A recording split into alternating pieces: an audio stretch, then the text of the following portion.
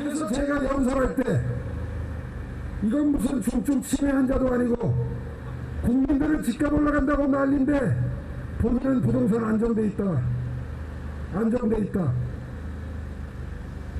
그 점을 지적했더니 과한 표현을 썼다고 그래요. 여러분 그 정도 말도 못합니까 야당이? 맞습니다. 4월 7일 날 쓰레기를 잘 분리수거하셔야 됩니다. 내곡동 땅 있는 거 뻔히 알고 있었으면서 거짓말하는 후보 쓰레기입니까 아닙니까? 아무리 좋게 표현해도 실패한 정부입니다. 실패한 대통령입니다. 맞죠? 네. 주택 가격 오르는 건 정말 그거는요. 천추에 남을 큰 대역 죄라고 해도 그거는 과언이 아니에요. 네, 방금 들으셨다시피 재보궐선거를 앞두고 지금 여야 막말 싸움이 한창입니다. 김재원 전 의원님, 오 후보도 문 대통령 그 치매 발언에 대해서 김종인 위원장이 주의까지 줬어요. 그런데도 불구하고 좀 계속 강하게 그 방향으로 가고 있는 것 아닙니까? 왜 그럴까요? 그 통상적으로 이제 선거 국면에서 네. 그 막말이다 또는 과격한 발언이다 이게 대부분 그 비유적인 표현에서 나오거든요. 근데 지금 오세훈 후보의 경우에도 자신에 대해서 쓰레기라고 하고 또 그동안 그 내곡동 땅 문제나 이런 것으로 해서 사실 스스로 받아들이기 힘들 정도로 부당한 공격이 있으니까 네. 감정이 조금 격해지면 저런 비유적 표현을 하게 되는데 그것이 이제 유권자들이 또 어떻게 생각할까 부분 또 사실 선거운동은 나를 지지하는 마음이 였거나 지지할 생각이 별로 없는 분들을 설득하는 과정이기 때문에 조금 더 부드럽게 대응하는 것이 좋을 거라고 생각합니다. 네. 문재인 대통령 그 치매 발언에 대한 맞불인지 민주당에서는 어쨌든 오세훈 쓰레기 이런 표현까지 나왔습니다. 예, 뭐 말씀하신 것처럼 민주당 입장에서는 눈에는 눈, 이에는 이 이런 식으로 아마 강하게 지금 받아치는 측면도 있고요. 또 하나는 지금 그 오세훈 후보를 둘러싼 내곡동 네. 땅에 대한 그 셀프 보상 이 부분에 대한 거짓말을 상당히 많이 하고 있다. 이런 부분을 강조하기 위해서 아마 이런 극단적인 표현을 쓴 것이 아닐까 하는 생각도 듭니다만 그러나 좀 더 깊숙이 들여다보면 두 가지 이유가 있는 것 같아요. 일종의 차악 선택론이죠. 그러니까 뭐 지금 LH 사건 때문에 여권 전체가 상당히 좀 부패한 세력으로 조금 이렇게 매도당하는 측면이 있지만 오히려 네. 이 지금 과거 집권했던 오세훈 후보를 비롯한 과거 집권 세력들이 훨씬 더 부패했다는 부분을 아마 드러내기 위한 하나의 수단이 아닐까 하는 생각이 듭니다만 그러나 그런 것 자체가 그러니까 차악론 자체를 이야기한다는 스스로가 이 민주당 스스로의 잘못을 인정하는 셈이 되는 것이거든요. 네. 그런 측면도 분명히 있는 것이고 또 하나는 샤이 진보라는 사람들을 아마 투표장으로 끌어내기 위해서 좀 더 강한 말을 하고 있는 것이 아닐까 하는 생각이 듭니다만 이런 식의 샤이 진보에 대한 표심만 겨냥했다가는 정말 중요한 이 지지를 받아야 될 중도층의 민심을 떠나게 하는 그런 측면도 있다는 측면에서 네. 민주당의 전략적 이 재고가 좀 필요해 보인다는 생각도 듭니다. 네. 김재원 전 의원님, 선거 막판에 사실 막말이 상당히 중요한 변수로 작용했던 경우가 많은데 어쨌든 지금 정책 선거는 사라진 지 오래고 뭐 여야 서로 막말 이런 전략을 펴고 있는데 이게 어떤 숨은 의미가 담겨 있습니까? 이번에 이제 그 야권의 입장에서는 단순히 네. 서울시장을 뽑는 선거의 문제가 아니라 현 정권의 심판 더 나아가서 지금까지 문재인 정부가 들어오고 나서 촛불 정권이니 뭐 하면서 굉장히 그 폭주를 자행했거든요. 특히 대통령의 지지율이 높기 때문에 뭐든지 해도 된다는 그런 식의 우월감이 사실 국민의 실생활에 엄청나게 해악을 끼치거나 괴로움을 준 그런 정책적 사례들이 너무 많기 때문에 네. 이번 투표 자체가 분노의 투표, 더 나아가서 응징 투표를 유도하는 것이 가장 중요하고 또 가장 필승 전략이라고 판단을 하고 있는 듯합니다.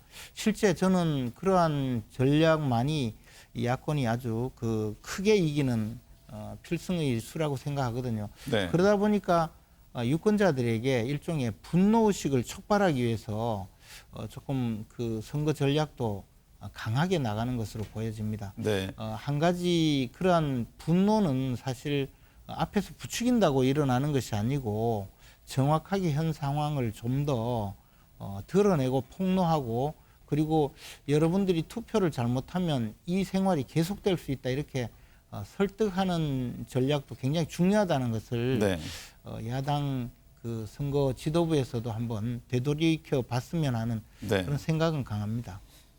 이번 선거의 또 관전 포인트 중에 하나가 여야 이제 킹메이커로 불리는 네. 이해찬 전 대표 또 김종인 위원장 간 대결도 관심인데 33년 악연이라면서요? 그렇죠. 뭐 1988년 13대 총선 당시에 김종인 대표가 그 출마했던 서울 관악을에 이해찬 그 당시 그 평화민주당 후보하고 일합을 겨룬 적이 있거든요. 이때 이해찬 후보가 김종인 후보를 눌렀죠. 그리고 네. 나서 김종인 후보는 그 이후로는 지역구 선거에 한 번도 출마하지 않았습니다.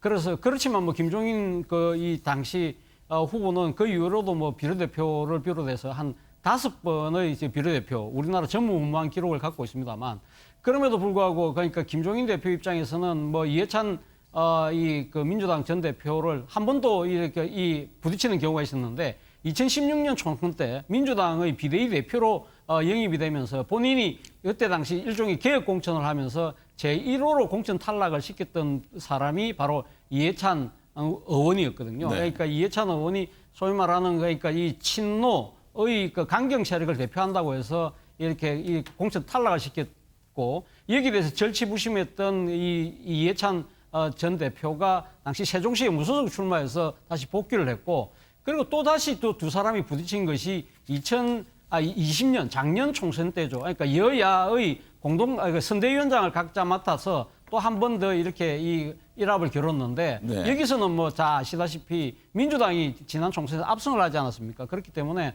사실 두 사람의 이러한 이 인연이 다시 또 이번 재보선에 또 그 부딪히는 부분에서 뭐 정치적 호사가들 입장에서는 상당히 재밌는 풍경이긴 하지만 네. 그러나 한국 정치의 전체적인 입장에서 봤을 때는 과연 이 33년 동안 이 두 사람의 이런 그 주도에 의해서 이렇게 정치판이 좌지우지되는 이러한 모습 자체는 어떻게 보면 한국 정치에 있어서 세대교체의 실패 또 네. 새로운 비전의 수혈의 실패 이런 부분을 상징하는 측면에서 조금 상당히 좀 어떻게 보면 씁쓸한 네. 그런 느낌도 지울 수가 없습니다.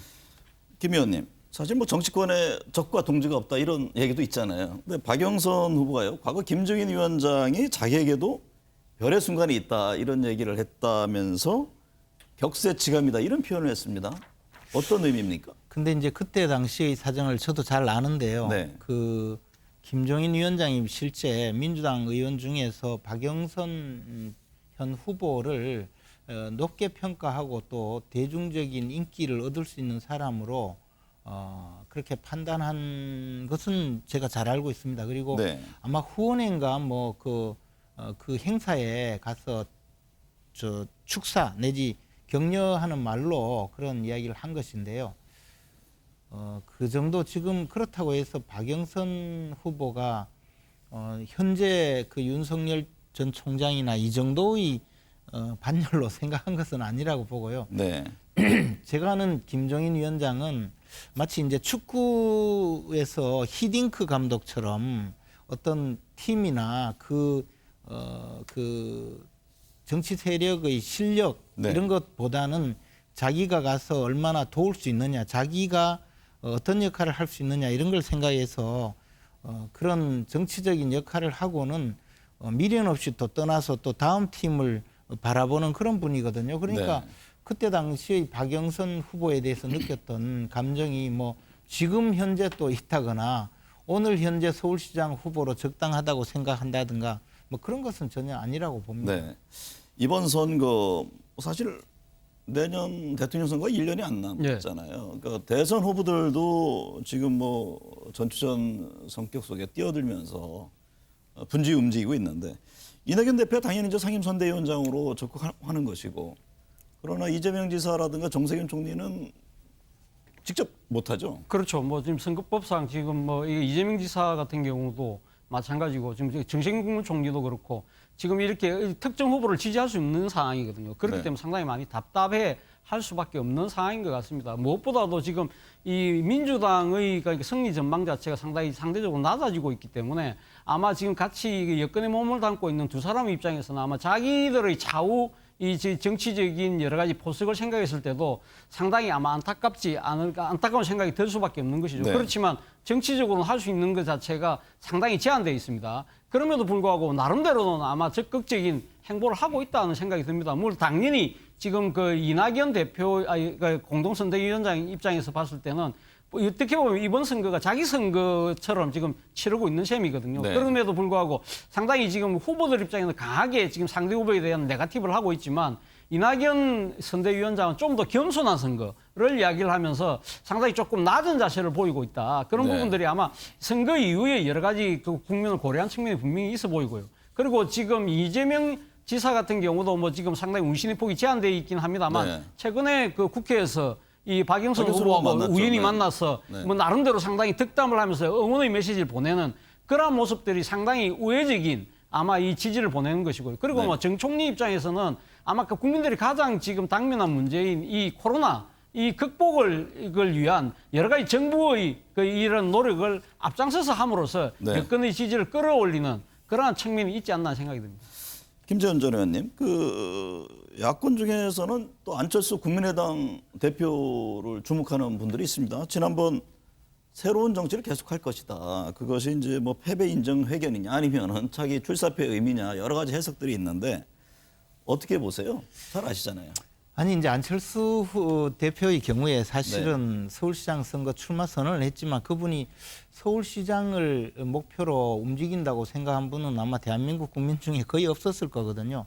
그러니까 서울시장 후보 경선에서 졌다고 해도 자기 목표가 달라진 것도 없고 네. 또 특별히 그에 대해서 앞으로 대선에 도전하겠다는 목표를 바꿀 이유도 없다고 본인 스스로 판단을 했을 겁니다. 그러니까 사실은 이제 서울시장 후보 경선에서 오세훈 후보에게 밀린 것 자체가 곧바로 이제 대선 출마의 목표가 분명해졌거든요. 네. 그러니까 대선 출마 선언으로 보였고요. 이제 국민의힘과 합당 문제가 있는데요. 본인이 합당을 하겠다라고 이야기는 했지만 그것은 전제 조건이 일단은 서울시장 후보가 되면 네. 합당을 한다는 것이고. 서울시장 결과를 본 뒤에 움직이겠죠? 그렇죠. 그리고 네. 또 하나는 이제 대선 출마의 뭐 그 목표를 두고 움직이게 되기 때문에 대선 출마에 합당을 하는 것이 얼마나 도움이 되느냐 아니냐를 또다시 생각을 해야 될 거거든요. 네.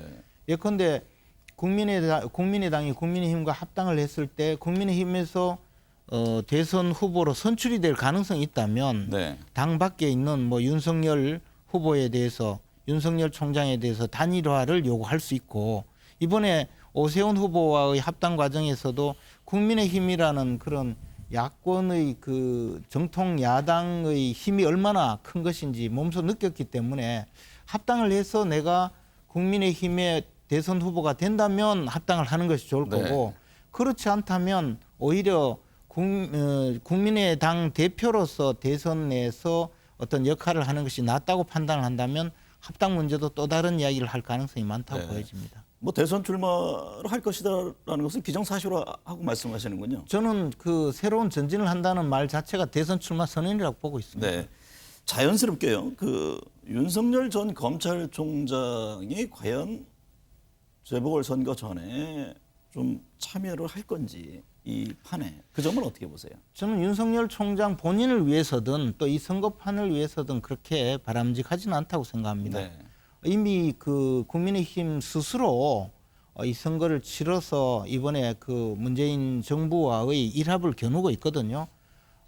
그리고 만약에 윤석열 전 총장이 이번 선거에서 어떤 역할을 해서 자신의 정치적인 역량을 보여준다든가 또는 앞으로의 위상을 높이기 위해서 관여를 해서 영향을 미칠 수는 있겠지만 그렇게 됐을 때 국민들이 지지하고 있는 윤석열 총장의 모습은 사실 검찰총장으로서의 성역 없는 수사 또는 네. 권력을 향한 가차없는 수사를 통해서 신뢰를 확보한 것인데 정치판도 아니고 선거판에 이렇게 일찍 관여할 경우에는 그 수사 자체가 목적이 있었다 이런 오해를 불러일으킬 수 있고 장차 네. 엄청난 그 손해를 끼칠 가능성이 있거든요. 그렇기 때문에 저는 지금 앞으로 정치 행보를 어떻게 할 것인지 좀 더 준비하고 네. 또 내실을 기하는 것이 훨씬 필요하고 제가 이렇게 생각하면 윤석열 총장도 당연히 그렇게 생각하지 않겠습니까? 그걸 그렇게 코치를 해주신 거 아닙니까? 이미 저는 전혀 연락이 안 됩니다. 윤석열 전 총장이요. 사실 정치 행보를 하고 있잖아요. 네, 하고 있죠. 김영석 교수에 이어서 이철호 연세대 교수 네, 뭐 예. 친구라고 합니다만 예. 어쨌든 만남 자체가 언론에 지금 나오고 있고 거기에 대해서 여러 이제 해석들이 뒷받침되는데 사실상 물밑에서의 정치 행보도 본격화하고 있다고 봐야겠죠. 예, 그렇죠. 뭐 지금 앞서 말씀하신 것처럼 그러니까 공개적인 행보를 통해서 물론 공개는 아닙니다만 사실상 뒤에 드러났기 때문에 사실 공개적인 행보로 보이긴 하지만 이 지금 그 총장에서 물러나고 난 뒤에 이 대외적으로 만난 사람 두 분이 상당히 만난 사람 그 자체가 일종의 정치적 메시지라는 겁니다. 네. 이 김영석 전 교수 같은 경우는 뭐 100년을 살아보리니라는 책을 쓴 것도 상당히 조금 이 우리 사회에 아주 우리 사회 큰 원로죠. 원로, 네. 어른으로 알려져 있잖아요. 이분이 최근에 그 언론 인터뷰를 보면 현재의 그 정치에 대해서 상당히 비판적인 그 생각을 갖고 있는데 그 대표적인 것이 너무 흑백 논리로 가고 있다. 진영 간의 대립이 커지고 있다. 네. 그런 이야기를 하신 분을 만났다는 이야기는 결국 자신의 정치적 메시지는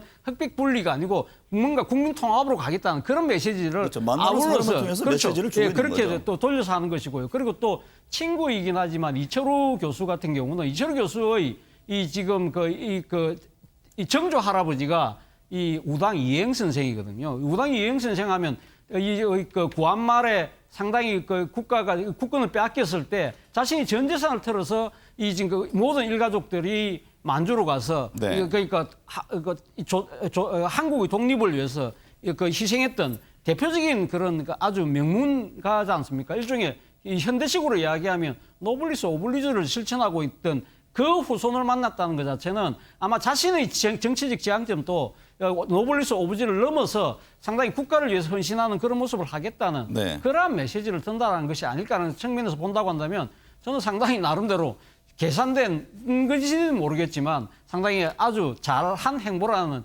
아마 이 지적을 받을 수 있겠다는 생각이 들더라고요. 그 어떤 인물을 만나느냐 자체가 정치적 메시지를 주는 거잖아요. 그렇죠, 당연히. 네, 김 의원께서는 김영석 교수한테는 내가 정치를 해도 될까요? 뭐 이걸 물었다는 얘기가 있고 또 중마구라고 하죠. 이철우 교수에게는 문 대통령이 강경파에 둘러싸여 있다. 이런 얘기를 한 것으로 전해지는데 그 점은 어떻게 해석을 해야 합니까? 뭐 김영석 교수님은 이제 우리나라의 어떻게 보면 현인이라고 생각할 정도의 철학자니까 네. 철학적인 물음을 그런 식으로 또 주고받으면서 상당한 통찰력을 또 얻을 수 있다고 봤고요. 문재인 대통령이 강경파에게 휘둘려 있다는 말은 진심을 보면 문재인 대통령에 대한 신뢰는 아직 남아 있다는 그런 의미일 겁니다. 실제로 제가 듣기로 네. 윤석열 전 총장이 문재인 대통령에 대한 신뢰는 갖고 있는데 너무 특히 검찰 개혁을 통해서 말로는 검찰 개혁이라고 하지만 사실은 자신들의 그 정치적 이익이나 또는 개인적인 이해관계 때문에 검찰권을 송두리째 뺏어서 국가의 공권력 자체를 무너뜨린다는 데 대한 강한 불신이 있는 것으로 알고 있거든요. 그렇다면 앞으로 정치 행보를 할 때도 문재인 대통령 또는 문재인 대통령을 둘러싸고 있는 직접적인 지지 세력과 척을 지고 그렇게 각을 세우면서 정치를 할 가능성은 많지 않다고 보여집니다. 그런데요, 그 발언이 나온 직후에 그러니까 보수층에서가 가장 당혹스러워했잖아요. 지금 문 대통령과 각을 세워서 가고 있는데 이게 뭐지라는 그런 또 의문의 고개를 갸우뚱하는 분들도 꽤 있어 보이던데요. 그러니까 이제 보수층에서는 보수 진영에서는 진영 논리로 계속 접근을 하면 네. 이 답이 나오지 않는 것이거든요. 네. 윤석열 총장이 그렇다고 해서 지금 민주당에 입당을 하거나 민주당 정치 세력과 함께 갈 수는 없는 것 아니겠습니까? 네. 그렇지만 진영 논리에 쌓여서 어느 진영을 선택해서 그 진영의 일원으로서 정치를 한다면 저는 반드시 패배한다고 보거든요. 네. 그래서 윤석열 총장은 고민을 좀 많이 하고 정치적인 입지를 위해서는 앞으로 어떤 방향으로 가야 될 것인지 스스로도 성찰하는 과정이 좀 필요하다고 네. 봅니다. 저는 개인적으로 그렇게 해서 지금까지 등장하지 않는 어떤 새로운 형태의 정치인이 탄생하고 그것을 통해서 현재의 정치 지형 전체를 갈아엎는 계기를 만들 수 있다고 보고 있습니다. 앞으로의 그 방향을 제시를 해주시는 인상을 봤습니다. 김종인 국민의힘 그 비대위원장 관심이잖아요. 앞으로 네. 임기가 11일 남았는데 킹메이커 차원에서 윤석열 전 총장과 함께 할 것이냐 이것도 정치권의 관심사 아닙니까? 뭐 김종인 비대위원장은 이번 뭐 보궐선거 끝나면 바로 집으로 갈 것이라고 이야기는 하고 있습니다만 네. 아마 이 국민의힘이 보선에서 승리할 경우에는 아무래도 새로운 당 대표를 모시지 않겠습니까? 그렇다고 네. 한다면 가장 이 지금 제1순위에 계신 분이 아마 지금 현재의 비대위원장인 김종인 위원장이 될 가능성이 높다. 그렇다고 한다면 김종인 위원장이 이제 이 제1야당의 진짜 공식적인 그 절차를 통해서 당권을 잡게 되면 상당히 아마 자신이 킹메이커 이상의 그런 역할을 하려고 노력을 할 겁니다. 그렇다고 한다면 지금 차기 대선 여론조사에서 상당히 지금 야권에서 압도적인 1위를 차지하고 있는 윤석열 전 총장을 반드시 영입하려고 하겠죠. 네. 문제는 윤석열 전 총장이 어떻게 반응할 것이냐의 부분인데 만약 이번 선거에서 지금 그 국민의힘이 서울과 부산에서 다 이길 경우에는 그 이 제1야당의 그런 이 정치적 플랫폼을 완전히 외면할 수는 없다. 문제는 그런데 이 지금 이 기존의 플랫폼이 들썩 뛰어들기에는 상당히 또 정치적 리스크가 있다는 것이죠. 네. 과연 국민의힘이 2016년 탄핵 이후에 그만큼 혁신을 했을까? 또 인적 쇄신을 했을까? 이런 부분들에 대한 평가를 나름대로 하겠죠. 그렇다고 한다면 김종인 위원장 입장에서는 윤석열 총장이 쉽게 올라올 수 있도록 좀 더 당의 혁신을 하고 인적 쇄신을 하는 그런 노력을 좀 박차를 가하지 않을까 하는 생각이 듭니다. 네, 오늘 두 분 감사합니다. 이번 4.7 서울특별시장 보궐선거의 야권 단일 후보는 국민의힘 오세훈 후보로 결정되었습니다. 진심으로 감사드립니다. 시민 여러분께 진 마음의 빚을 일로서 갚을 수 있는 날을 고대해왔습니다. 오세훈 후보님 진심으로 축하드립니다. 반드시 승리하셔서 문재인 정권을 심판해 주실 것을 부탁드립니다. 응원의 박수 안철수 대표가 우리 서울 시민 여러분께 인사를 드리고 있습니다. 가능합니다. 하루에 2%씩 따박따박 올릴 자신이 있습니다. 왜냐하면 이번 선거는 일하는 시장이냐 정치 시장이냐의 대결이고요. 새로운 미래를 향하는 새 시장이냐 아니면 낡고 실패한 10년 전 시장이냐의 대결이고요.